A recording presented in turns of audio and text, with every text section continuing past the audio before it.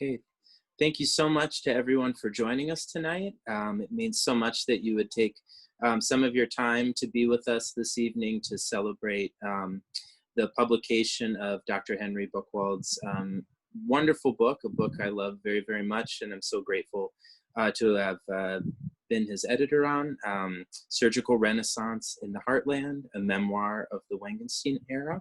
My name's Erik Anderson. I'm an editor at the University of Minnesota Press.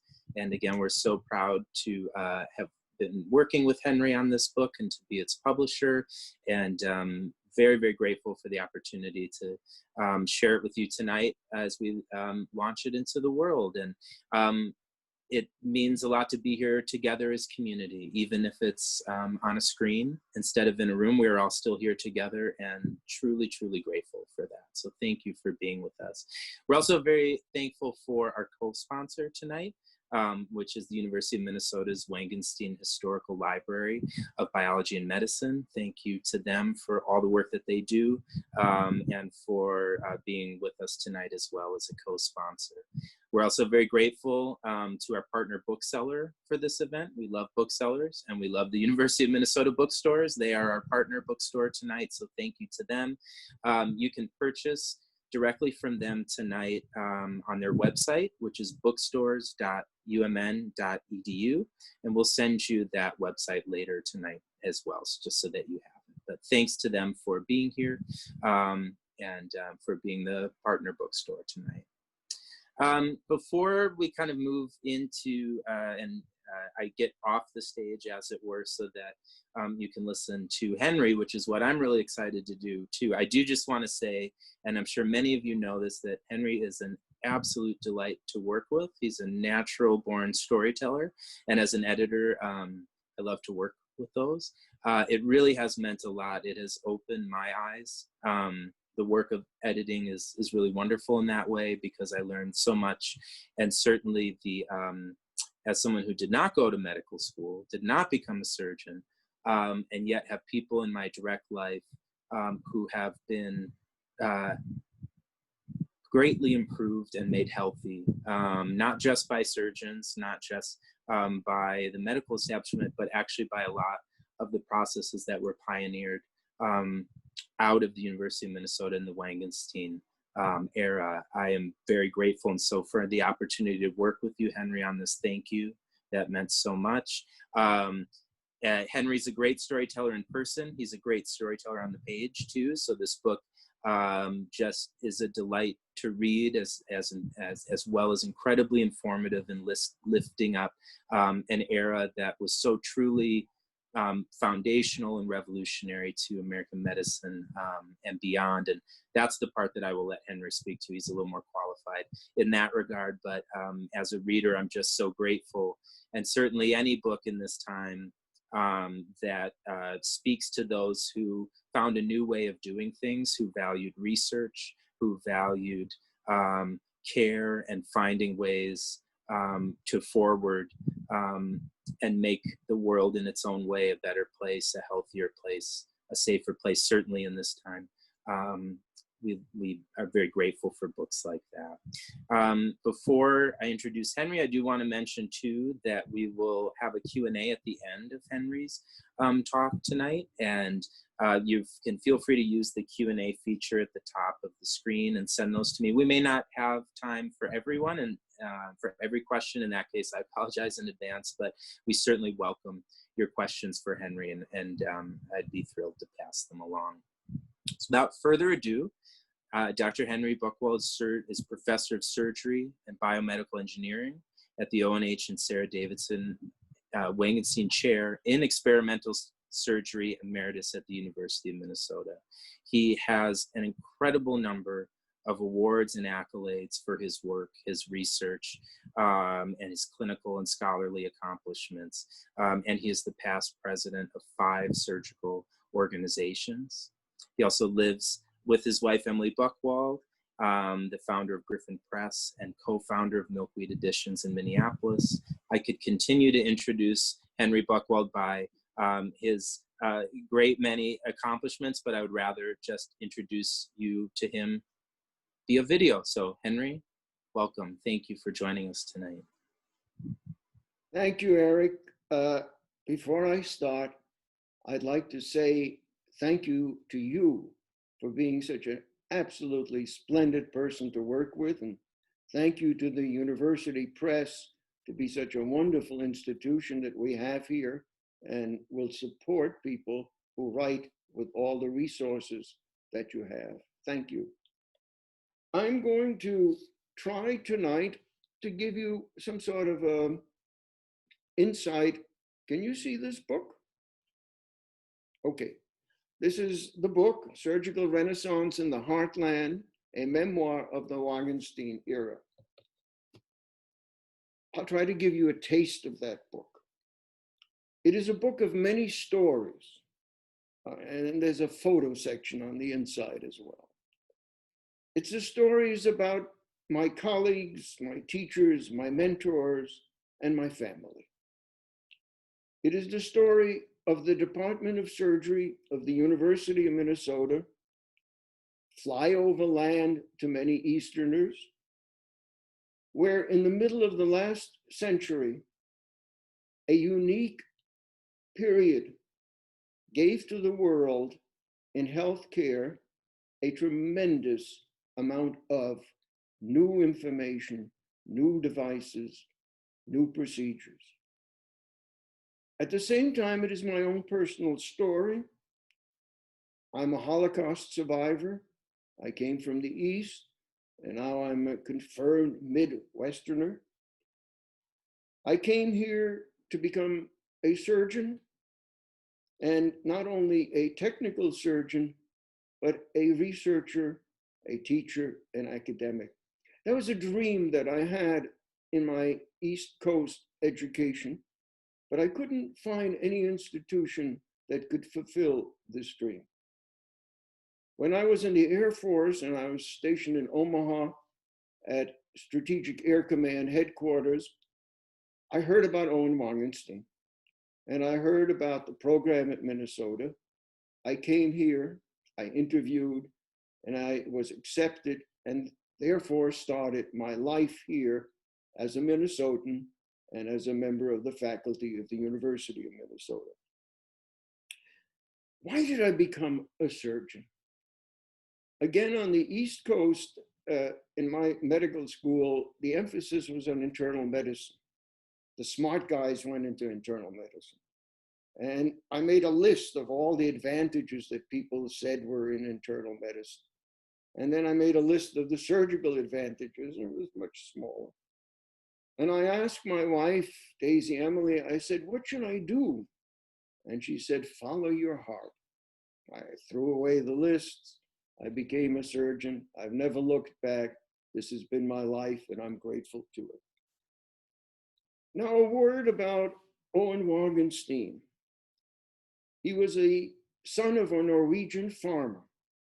He lost his mother at a very early age and lived on a farm with his two brothers and helped run the farm. And at one time, there were 300 pigs who couldn't farrow their young. And they called a vet. The vet said, well, we can let nature take its course. That would mean all the pigs would die. Or we could hit them on the head. Well, Owen didn't like either of these solutions. And so he stayed home from school for 3 weeks. He delivered all 300 pigs. The herd was safe. His father encouraged him at that point to become a doctor and eventually to become a surgeon.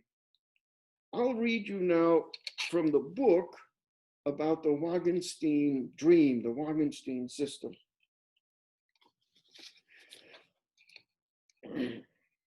Dr. Wangensteen's goal was to generate a department of academic surgeons, training academic-minded young people to take their experience at the University of Minnesota to other institutions, so that in time, this country would have a cadre of surgeon scientists. The department's unique mission would be to elevate the position of the surgeon in the United States by attainment of cognitive leadership, thinking surgeons. How well he succeeded in this aspiration was remarkable. At the end of his tenure as chairman in 1967, the graduates of his program included 38 department heads, 31 division heads, 72 directors of training programs, and 110 full professors. The key ingredient for this enterprise was the establishment of the surgical residency program with a mandatory 7+ years consisting of the traditional 5 years of clinical training, supplemented by 2 or more years in a basic science research laboratory, coincident with a return to the classroom for a PhD degree. When he started this program in 1930, there was one surgical fellow in the department. By the 1950s, there were up to 80 residents at any one time. Each had an individually tailored program with faculty encouraging original thought. By 1960, about 100 residents the year I arrived had graduated from the program with a PhD, including many widely recognized in surgical circles, some of them known worldwide. Dr. Wangensteen became chairman here at the age of 31, probably the youngest chairman ever. It was in 1930. There wasn't much of a department here. He made it happen. And 2 others came and looked at the place and said, there's nothing here and there never will be. But he saw there was something here and he made it happen. When I got here, I soon learned that this man had a wonderful sense of humor. And I learned that on my very first night on call.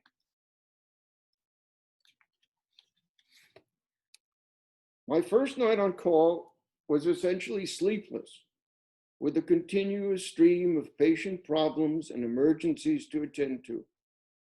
Nonetheless, I was happy, and it felt good getting back to surgical life. I was in fine spirits, watching the sun rise at 6 a.m. I had not had time for breakfast before morning rounds in the operating room at 7 a.m. And I went to the refrigerator on the nursing station and removed a small orange juice container sealed with a plastic top. As I was drinking the juice, I was confronted by the hospital director who informed me who he was. I was later to learn that there was a fictitious award in his name for penny pinching. The director told me that I was stealing juice designated for patients. He took my name and said he would report me to Dr. Wangensteen and to the dean. I elected not to respond, neither offering an explanation nor telling him where he could go. I walked away from the confrontation. That afternoon, I was paged by Dr. Wangensteen. I heard laughter in his voice, and he said, "So," and he had sort of a high, squeaky voice, "So, we have an orange juice thief in our midst." Another little chuckle. "If the dean's office calls you, tell them to call me. I'll take care of this, Dr. Buchwald. You have, I believe, more important uses for your time." One more chuckle from Dr. Wangensteen, and he was off the line. He required no explanation from me. He had been a surgical resident. He was a surgeon. He was raising the next generation of surgeons. I am certain that during many a night or early in the morning, he had stolen many an orange juice from the station refrigerator. There was a remarkable sense of democracy here and an absence of boundaries, which was so different from what I had been used to on the East Coast.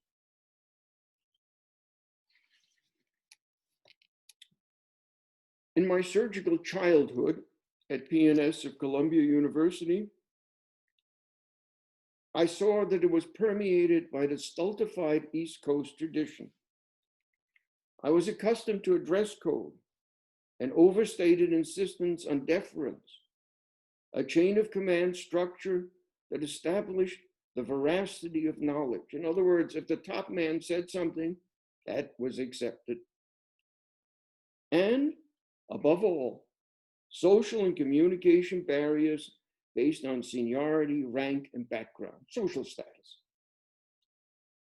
In our initial brief conversation on my arrival, I soon learned that this was not so. And on my first day on surgery, Professor Joe Aus insisted that I call him by his first name, Joe or Brad. And so did the other two staff surgeons on the service. This surprising and unexpected receptiveness of faculty toward residents was startling, but paled in comparison to the culture shock I experienced at my first Saturday grand rounds. Grand rounds was a tradition in almost all teaching medical centers and in many community and private hospitals. At the elite East Coast academic establishments, grand rounds were fairly formulaic. A resident talked about the patient, presenting his or her problem, evaluation, and therapy past and planned. A planned and probably rehearsed discourse by a previously designed member of the attending faculty followed. There was no discussion and certainly no disputing commentary. At Minnesota, once the conference began, in contrast, all civility was abandoned. A resident presented a case, but he was frequently interrupted and questioned. A free-for-all ensued. Fortunately, rarely was a patient rolled into the room to witness the disharmony of the people responsible for his or her care.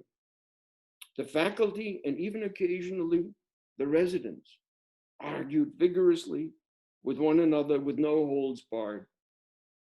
They criticized the knowledge, judgment, technical skills, competence, and even at times the intelligence and personal motivation of their colleagues. This melee extended to visitors as well, who were greatly surprised. Only Dr. Wangensteen kept above the fray, enjoying the exchanges and taking pride in the independence and powerful minds of his prodigies. In replaying the events of my first Saturday conference to Daisy, as I said many times during those first few months, you won't believe this, how very beautiful culture shock can be. I enjoyed each one of my residency rotations, and I learned from each of the attendings and my colleagues. And one of them was very interesting. I was house doctor, a house surgeon at Stillwater Prison. And one night when I'd been out there and patched up some wounds from a knife fight between two inmates, I was on my way home and the guard said, "Doc, you should not go out there. There's a blizzard out there." And I said, "I'm fine." He said, "No, we have a room. We can put you up." He said, "No, I'll be fine." So out I went. What did I know about a Minnesota blizzard? Nothing. I found myself driving over corn stubble in an old cornfield. I was well off the road because I couldn't see. I finally made it to a filling station, came in, and the owner was surprised. He said, "I live a mile down the road and I wouldn't go out in this." We sat on the floor all night eating candy bars and drinking pop from the machines. Of course, one of my main reasons for coming here was research. And Wangensteen, fostered research and the freedom to innovate. And let me give you one of his quotes, beautiful quote. "In the lively leaven of an atmosphere fostering inquiry, no one was afraid to come forward with a novel idea. no matter how strange or unfamiliar it may have sounded. The stages of a new idea are multiple. Many are stillborn, but every new suggestion deserves at least a trial of being blown upon in the hope that there may be sparks in the ashes. It was customary in Minnesota to leave the clinical services about midway through, going to the laboratory. And when I felt I was ready, I went to Dr. Wangensteen and said, I would like to now go to the laboratory. Dr. Wangensteen readily granted my request to leave the clinical services. And then I told him I wanted my own laboratory to study cholesterol metabolism because nobody in the department was studying cholesterol metabolism. He also granted this wish. And he said that he would provide me with a $20,000 budget, a huge sum in 1962 for 1 year, and $20,000 more for the second year if I was unable to secure outside funding. Dr. Wangensteen invited me to come and tell him about my work at any time, emphasizing, though, that this was not necessary, but purely voluntary. He wished me success. In other words, he was there to help me, but he wasn't there to check on me, which was very unusual, gave me my freedom. Now, when you do research, when you promote something new, you should be expecting that there will be opposition. The status quo is not easily challenged. And Dr. Wangensteen found this out in his own life. His cardinal early work in bowel obstruction, which decreased the mortality rate around the world from 40% to less than 4%, was rejected by 3 publishers. They didn't go to you, Erik. And he finally got it published. So when I gave my first scientific presentation at the American Heart Association, and I was really accosted by some cardiologists, I came back and I told this to Wangensteen, and he didn't seem to be upset at all. And he looked at me and he said, Henry, show me the man who has no enemies, and I'll show you the man who's done nothing. And with that, he dismissed me and told me to get to work. Another story, and there were so many stories of people at the university, but one is of C. Walton Lillehei, who is known as the father of open heart surgery. He was opposed by essentially everyone because he wanted to take young children, infants, to the operating room and correct their congenital heart disease, saving thousands of lives and then worldwide millions of lives. He finally persisted and saw it through. He also was the co-inventor of the bubble pump oxygenator. And with Earl Bakken, the founder of Medtronic, he invented the first external and then the implantable defibrillator, and before that, the cardiac pacer. I could talk about so many people who were my mentors at University of Minnesota, but I'll just stay with one. Time is limited. And that's Richard Varco, who was my primary mentor and became my very good friend. He was a Westerner. He came from Montana. He was brought up on a ranch. He actually rode to school on horseback. The school had 1 or 2 rooms, and he rode back on horseback and worked on the ranch. He hunted, he fished, he cooked, he baked, he raised a garden, he liked to plant flowers. He worked at all sorts of odd jobs. He was a man of the West, self-sufficient and eager to show what he can do in this world. And when he came and became a surgeon, he was a virtuoso in the operating room. He was like a famous violinist. He can do things other people couldn't do. But even more important, when you sat down with him, he had a new solution to every problem. He was wonderful to solve problems with. And so he was the man people turned to when they wanted help in the operating room. And he was the man that I certainly turned to when I needed advice. He himself, before there was an oxygenator, was one of the originators of using a parent, a father hooked up to a child as an oxygenator. So the child's heart could be stopped and the blood would circulate from father to child and back. He was in my own field of obesity management. He did the first obesity operation in 1953.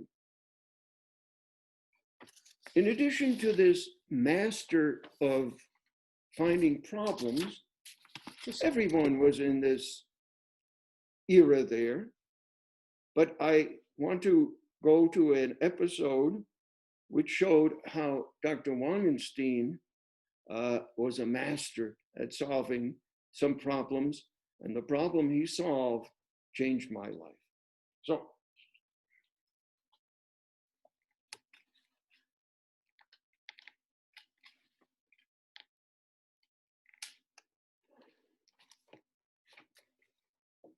this was on a Saturday morning, and I will read.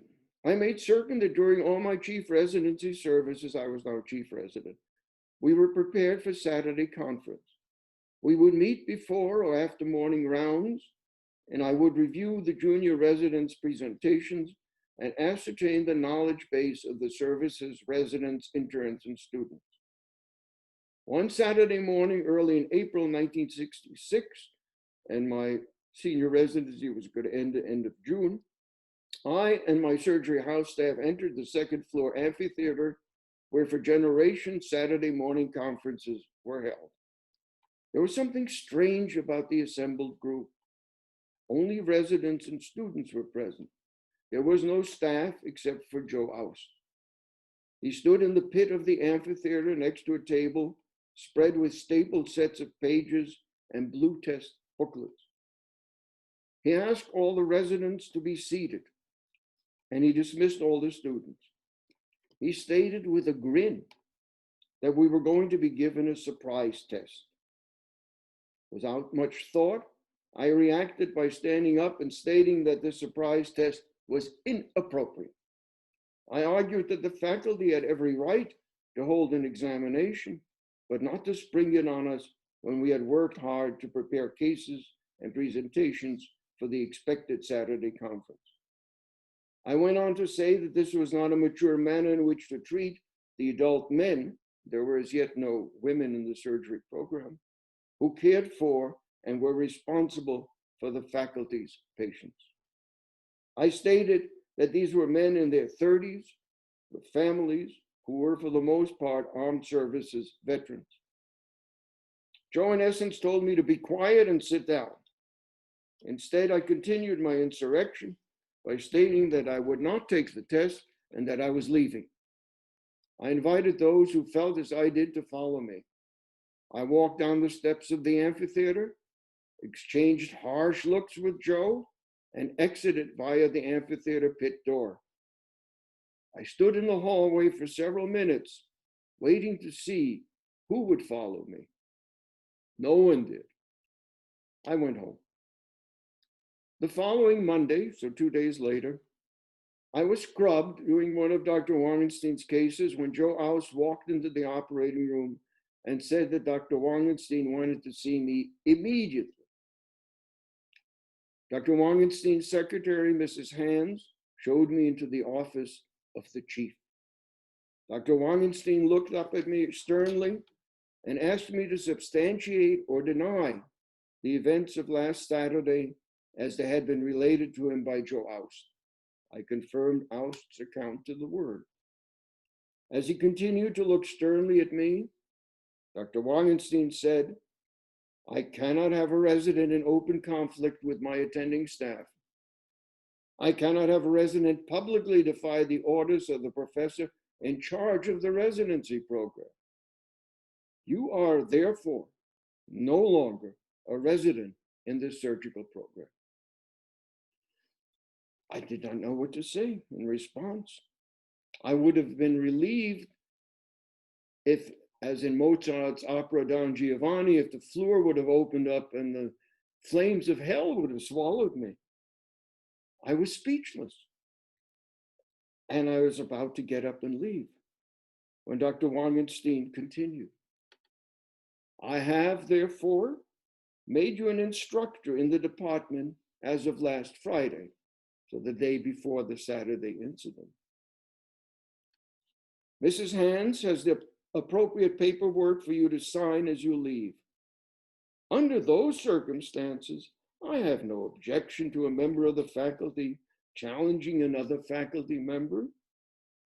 Further, Mrs. Hans has additional paperwork for you to sign, if you so wish, making you an assistant professor on the 1st of July. I believe that you now have a case to get back to. And he waved me out. His expression had become benevolent. There was the characteristic twinkle in his eye, and he smiled at me. I got up and said all I could think of at the moment, thank you. He waved me out again. As I reached the door, he said, Henry, will you now, as an instructor, and because the department is short a chief resident, continue as a favor to me to fill the role of the surgery chief resident until the end of June? All I could say was actually stammered, yes, sir, of course, sir, yes, sir, thank you, sir, and I left. I signed the papers Mrs. Hans held out for me and hurried back to the sanctuary of the operating room to reflect on what had just happened. That changed my life, obviously. Well, a word about my personal life throughout all this time. Our daughters, Amy, Claire, and Dana, joined Jane, and we sorrowed after the loss of a son at childbirth. And I wrote something about our sentiments. Looking back, I realized that Daisy and I worked one way or another 7 days a week and never believed we were overworked.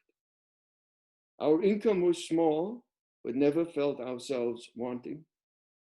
We knew we were fortunate and we were grateful. We were happy in all that we had and in all that we did.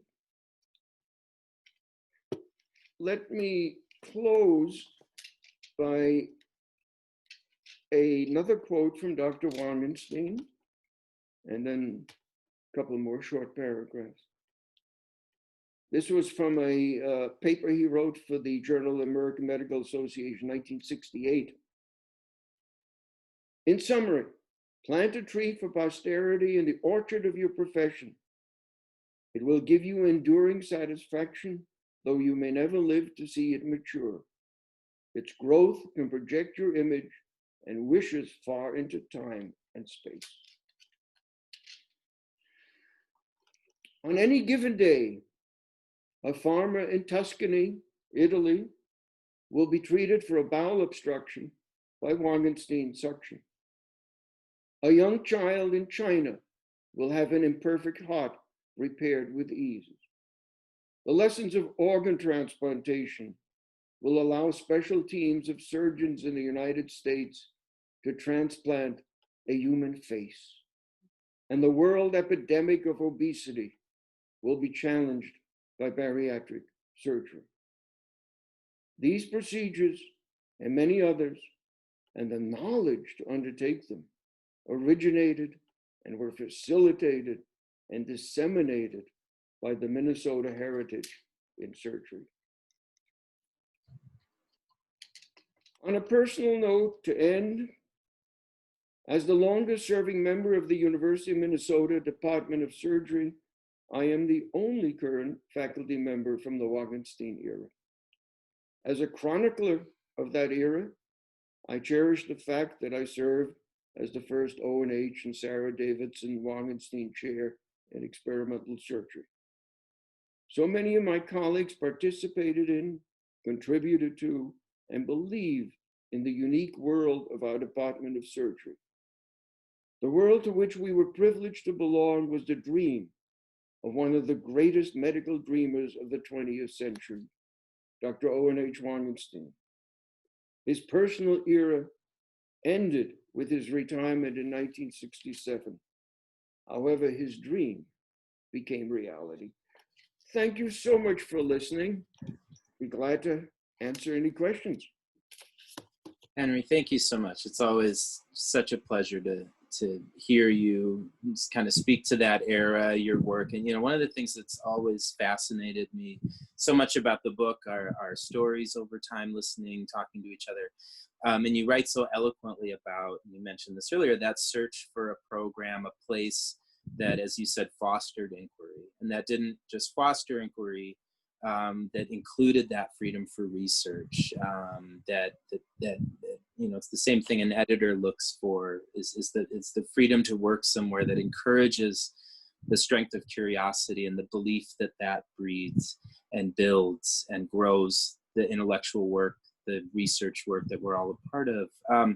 I guess, you know, one of the things that this book doesn't go into as much, of course, is the proof of such a place. And I think that people like you are proof of that, you know, that the work that you were then allowed to do, the research that you were allowed to seek and uncover, you know, through, I mean, you're on the university's wall of discovery yourself. I guess I'd love to hear a little bit about your research, because I think that speaks to that young surgeon who enters a space that is encouraged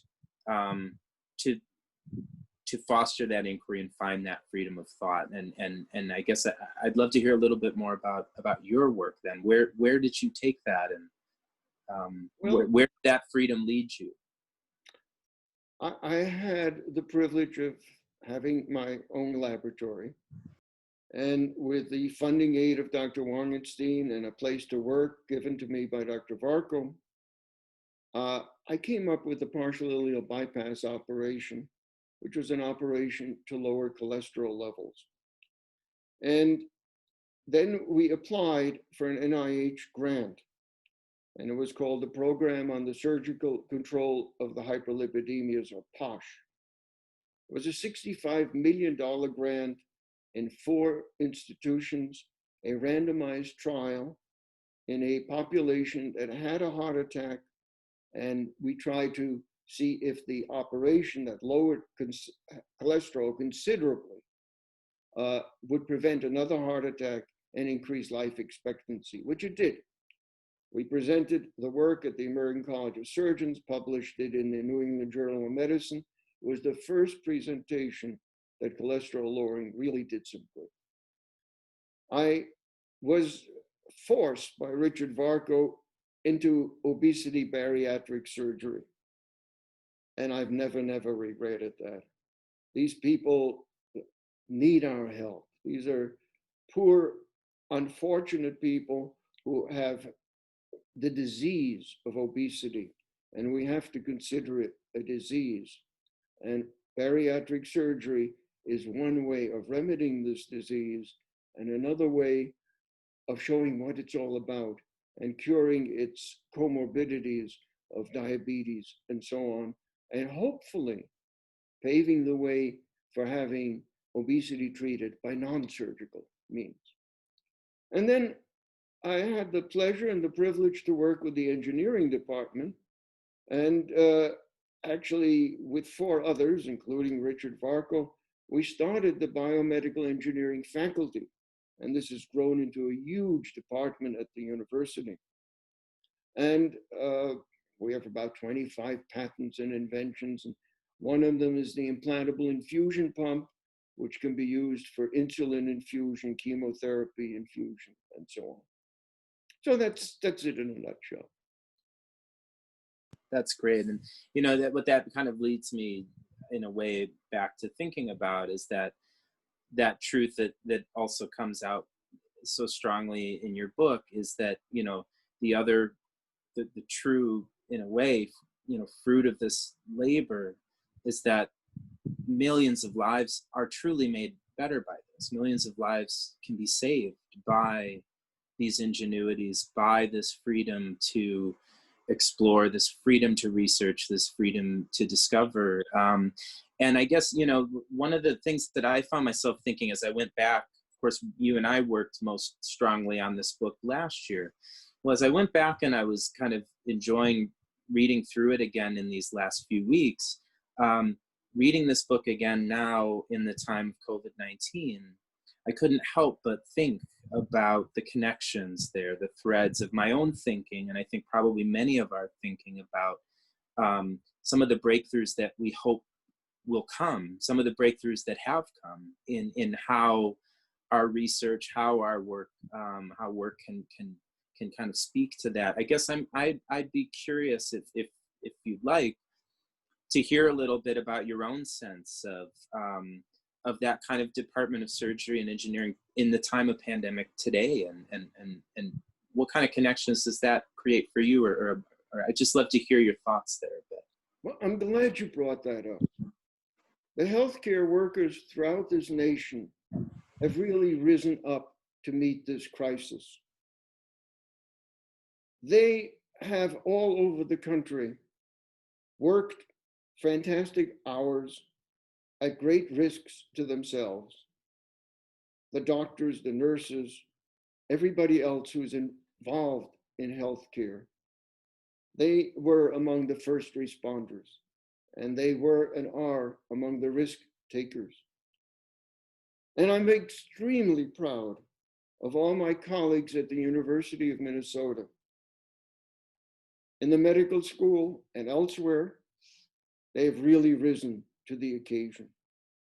As examples, almost overnight, they made the Bethesda Hospital in St. Paul a specialty hospital for treating COVID-19. They have, fortunately, we have everywhere a mortality rate. They have among the lowest in the country and in the world. They have adequate facilities in intensive care units. They are a model for the nation in how to treat clinically this problem. We have 3 research trials going, at least 3, to try to find a drug that could mitigate, prevent, cure this terrible disease. And our engineers came up in practically no time with an inexpensive ventilator that can be made easily and fairly cheaply, that is being used throughout the country. So, in other words, the University of Minnesota has risen once again to the occasion.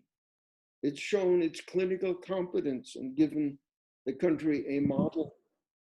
It's shown its research capability, and it's shown its inventiveness. And they are not alone, of course. Everywhere this has happened. I talked to my colleagues in New York and Boston and Seattle. All of them have worked hard, and extremely competent in all this has been the American College of Surgeons, led by Dr. David Hoyt, who have been right on top of everything and have given great advice in this crisis. That's great, thank you. And that kind of leads to, we are getting some great questions, and I hope we have time for a lot of them, Henry. And we can always pass the ones we don't get to along later if people like. But, you know, so much of this goes back to rising to challenges. And there are many different kinds of challenges that one can rise to and that departments rise to. And in some cases, they're as big as pandemics. In some cases, they're probably contained to a single room and a single patient in a moment. Or we got a question from Alan who asked, you know, what was your most challenging case? Is there a case for you that stands out over your career, and whether that's a single case or a problem that you were trying to solve? Is there one that comes to mind for you? Oh, well, now you're making me think about that. I think in my lifetime, when I was still doing active surgery, I must have done 10,000 cases. And I hope I benefited most of them. 4,000, I think, were in obesity surgery. I remember one case in particular. The patient had some sort of unknown kind of disease where vessels were bleeding. And we were in the abdomen, and almost everything you touched was going to bleed. And so we ligated, we cauterized, and the day went on. And now it was 6 o'clock in the evening, and there were voices raised saying, well, that's the best we can do, let's close. And I said, no, we're going to stay here until all the bleeding has stopped. And so we did. And we went into the night, and finally all the bleeding finally did stop. So maybe that was the most challenging case, because it wasn't something we could prepare for. It was something we try to handle at the moment. And I think the important thing is not to quit. If you have a problem, and that's one of the things I try to teach always to the residents, solve your problem in the operating room. If there's a problem, solve it. Don't let it go and say, oh, well, we'll look into it later, or maybe it'll straighten itself out. Solve your problem before you leave. Otherwise, don't leave. I can take heart from that as well myself in my own life. You know, that kind of leaps to another question that we got from an attendee about challenges, overcoming, solving your problems. And this is about Dr. Wangensteen within the department at this time. The question is, what was the biggest challenge Wangensteen had from colleagues in terms of trying new things and overcoming resistance? And then as a kind of tag, what is he now most known for as a surgeon? Was there some element, you think, of that change that he was bringing, or that new, quote unquote, that new form of this kind of work that was different than what you saw at East, that was maybe particularly challenging for him, and that he found resistance that he had to work against? Well, there's a story. In the beginning, when he started his program, he needed money for residents. And actually, his first resident was Richard Varco that I talked about. And he didn't have the money for residents. And so he took money that was given to the local surgeons who were part-time at the university and used it to hire residents. The dean at that time was very unhappy with that and threatened to fire him. And he was only chair now for a year or two. And he wrote back to the dean a short little note saying, fiddle faddle. That's about as much as he ever cursed. In all my days with him, I never heard him say anything that would be construed as a curse word. If things were really going bad, he would touch his chin and say, oh my, oh my, oh my. And that was it. So I think that was a challenge. And of course, when he was there were two big challenges early in his career: ulcer disease, and he came up with many innovations to treat ulcers. And of course, bowel obstruction. He revolutionized the treatment of bowel obstruction. I think his biggest challenge was to convince everybody that surgeons should do research, that surgeons in training should go to the laboratory, that the surgeon should take care of his or her own patients, that the surgeon was a cognitive physician who could think as well as a technician who can work in the operating room. And to have such a residency program was a continuous challenge. I mean, we only got paid, and I ran the residency program for a whole number of years. We only got paid from the state for the clinical residents. We didn't get paid for all those residents in the laboratory. So we had to find money from grants, from philanthropic organizations, and so on. And then convincing the nation that there's a new cadre, a new era of surgery, that was a challenge. And the challenge was realized. First, there was other schools, Michigan, Johns Hopkins. Many dropped in to the same kind of training program. And now it's fairly universal. Well, many of the academic centers, the residents go into the lab, and many of them go into a course of taking a basic science. That was his greatest contribution, I think, was his contribution to the education of surgeons, and thereby the education of surgeons, the development of new ideas, new operations, new devices. The root was the surgeon should go and do research and think. That was his contribution. That's great. And you know, this is, I wish we had a long time, because we're getting so many good questions coming in, and again, we can make sure to pass them along. But your note there at the end, you know, I don't know how much time we have left for too many questions, but this question from Sarah seemed to speak just to what you were just talking about, and her question is quite simply, what is your greatest hope for the future of surgical training, especially in your field? Just what you were speaking to there seemed to begin to answer that, or speak to that in a sense of do you have a hope for the future of surgical training based on your career? Well, that example of the Wangensteen training can be perpetuated, that the surgeon does remain active outside of the operating room, that the surgeon is considered a prime contributor to research and progress, that independence of thought and not dictation of thought stays as the norm. And therefore, an independent surgeon will have a good time. He'll take joy in his work or her work. And therefore, progress will be made. And who will benefit? It will benefit all of mankind. It'll benefit the patient. And at the heart of the relationship is the doctor-patient relationship. And we should always hold that as a holy relationship between two people to try to achieve health.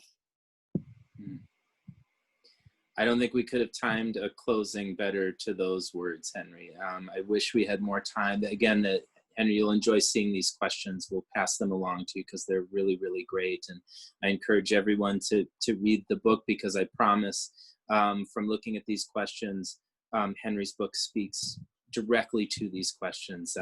There's so much contained in here. Again, I just want to thank, I want to start, Henry, thank you for this book. Thank you for sharing your wisdom, your experience. Thank you for inviting me and all of us at the University of Minnesota Press, Heather Skinner, our publicist. Thank you for all of your work in setting this up tonight. So thank you for being with us. I want to thank again our co-sponsor tonight, the University of Minnesota's Wangensteen Historical Library of Biological Medicine. Thank you so much. Thank you to our partner booksellers at the University of Minnesota bookstores. And again, we will make sure that we send a link so that you can purchase the book if you like directly from them. And their website, if you have a pen, is bookstores.umn.edu. But we'll send you that link along with this event. It was recorded tonight, and we'll be sure to send that along in case you weren't able to catch part of it or you'd like to pass it along. But again, and thank you all, our online community in this night. Thank you for joining us. Thank you for your time. On behalf of the University of Minnesota Press, the Wangensteen Historical Library of Biology and Medicine, and all of us, and Henry, thank you. We wish you the best of nights, and thank you again for joining us. And thank you for everything, Erik, and thank the press. What a pleasure it has been to work with you. It's right back to you. So thank you all, and good night. Good night.